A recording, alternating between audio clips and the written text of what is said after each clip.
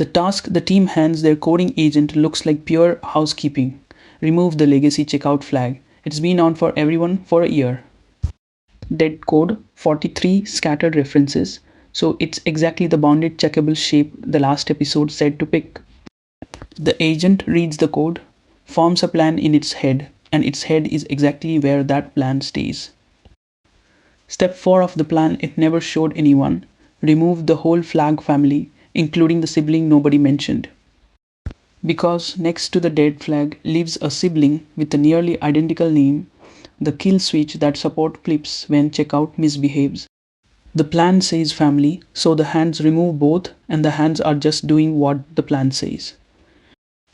The pull request arrives as 44 deletions, one more than anyone asked for, each one a small block that looks exactly like the others.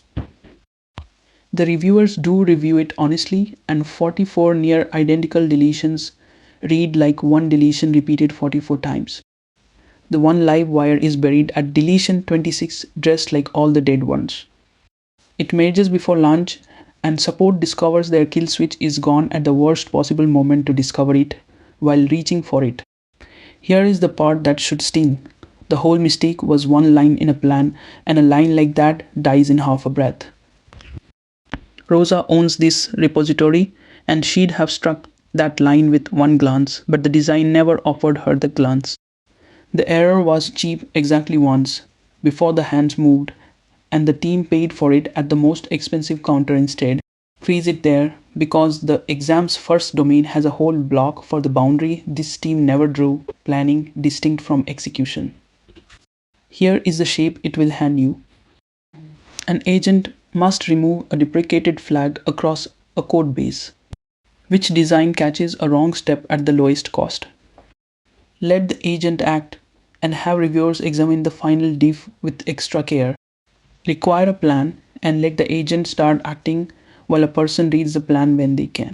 Require a structured plan, validate it and hold all action until the plan is approved. Or have a person approve each individual edit as the agent makes it. All four put human eyes somewhere, and the whole question is where those eyes catch the mistake cheapest. That question parks in the corner while you draw the one boundary this domain is really about. We are still before the agent runs. Last episode settled what the work is, so today is how it begins. First, we'll draw the wall between planning and acting, then the check that stands in it, then the trick that keeps the check fast. Same team, same repository, and this time the glance gets offered. The guide draws this domain as two rooms, planning where the plan takes shape, acting where the tools wait, and Rosa's team had no wall at all. Think of a new teammate. You never see their thinking and you don't need to, because what matters is the plan they put on the whiteboard. The guide splits an agent into planning, reasoning, and action, and reasoning is the thinking part, so it's the only one that stays private. Everything the agent intends has to come out of its head and onto paper. The guide's phrase is output a structured plan. Structured just means a person and a machine can both read it, so it's numbered steps, each naming what it touches and what should be true after. Our cold opens plan fits in 5 of those lines, and the wrong one, remove the flag family, sits in plain sight at line 4. That's the whole point of writing it down.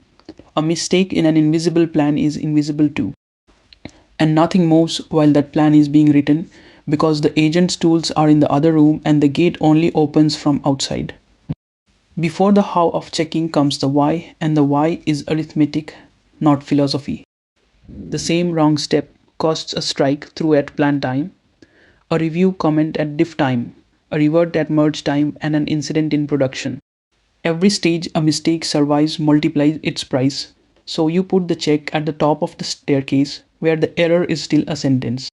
Our cold open paid at the bottom because 44 deletions dressed alike is exactly what a diff review can't see through. The check itself has 2 halves and the guide's got a verb for each half, validate and then approve. Validation is the machine's half.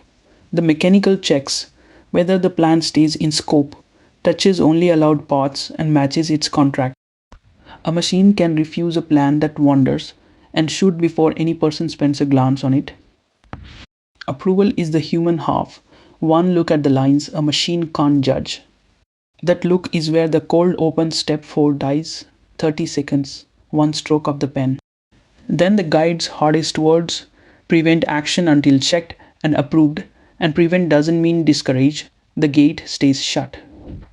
An agent that may start while the plan awaits its reader has a diary, not a gate, and diaries stop nothing. And the gate's answer can be no. A refused plan costs nothing but the planning, a price the cold open team would have paid gladly. Now, the objection every developer is already making: if every plan waits for a person, the whole workday turns into a form in triplicate. The guide agrees. One of its own clauses says human intervention must not slow delivery. The cure is episode 1's second rule: size the gate to the risk.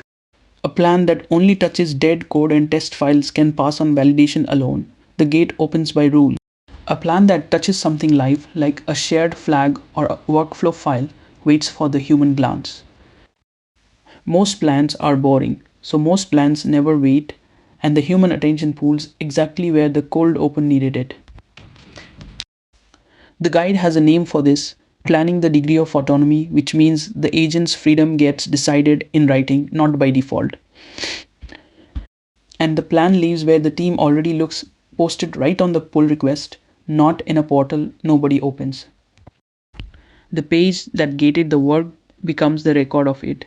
The same page episode 7 will call the notebook. The parked question back at full size, and the staircase does most of the work.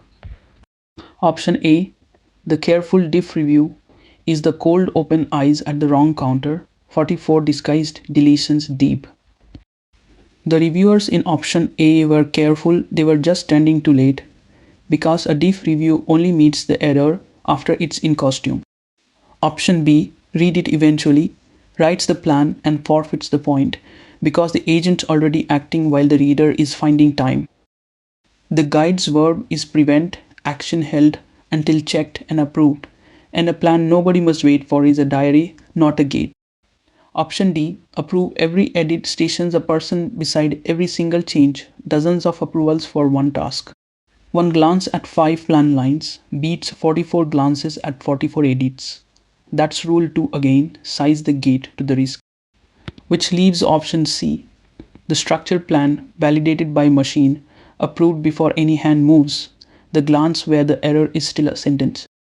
Step 4 dies under Rosa's glance at the top of the staircase. Support keeps its kill switch, and the agent still does all the work. Every plan versus act question is the staircase in disguise. Ask where each design catches the error, and pick the one that catches it highest. Nothing to memorize, 2 rooms, 1 gate, and arithmetic about where mistakes are cheap. Here is what you take away from the boundary. Planning is one room, acting is another, and what crosses the wall is a written plan, steps, targets, expected effects, validate by machine, approve by glance, and prevent action until both have said yes. Size the approval to the risk, so the boarding plans flow and the live wires wait.